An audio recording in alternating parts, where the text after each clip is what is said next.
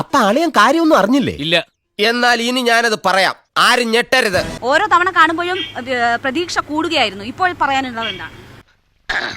സാകളെ ഇപ്പം പ്രതീക്ഷ എന്ന് പറഞ്ഞു കഴിഞ്ഞാൽ ഇത് ഇത്രയും കൂടുതൽ ആവേശം എല്ലാ സ്ഥലത്തും.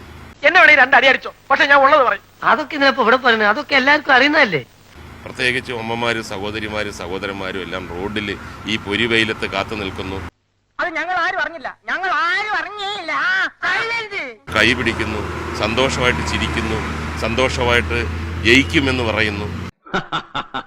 സമ്മതിച്ചിരിക്കുന്നു കോട്ടപ്പള്ളി. ഈ കാര്യത്തിൽ താത്വികാചാരനായ എന്നെ താൻ കടത്തി വെട്ടിയിരിക്കുന്നു. ആവേശം വോട്ടായിട്ട് മാറും. അതെല്ലാം അവരുടെ ആഗ്രഹമാണ്, നിറവേറുക തന്നെ ചെയ്യും. രണ്ട് തവണ നിയമസഭയിലേക്ക് മത്സരിച്ചപ്പോഴും പ്രതീക്ഷകളെ കവച്ചു വെൽക്കുന്ന വിജയമാണ് ഉണ്ടായിട്ടുള്ളത്. ജോസിന്റെ എല്ലാ പ്രവർത്തനവും നമ്മുടെ നാടിന്റെ വികസനത്തിനാണല്ലോ എന്ന് ഓർക്കുമ്പോ ഒരാശ്വാസം. അതുപോലെ തന്നെ ഒരു അത്ഭുതമാണ് പ്രതീക്ഷ.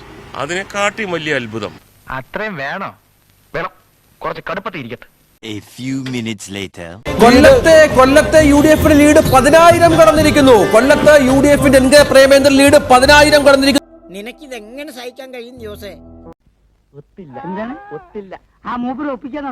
സംസ്ഥാനത്ത് ആദ്യമായി 10,000 കടക്കുന്ന സ്ഥാനാർത്ഥിയായി, ലീഡ് കടക്കുന്ന സ്ഥാനാർത്ഥിയായി NK പ്രേമേന്ദ്രൻ മാറുന്നു. നിന്റെ കയ്യിലിരിപ്പതായിരുന്നല്ലോ.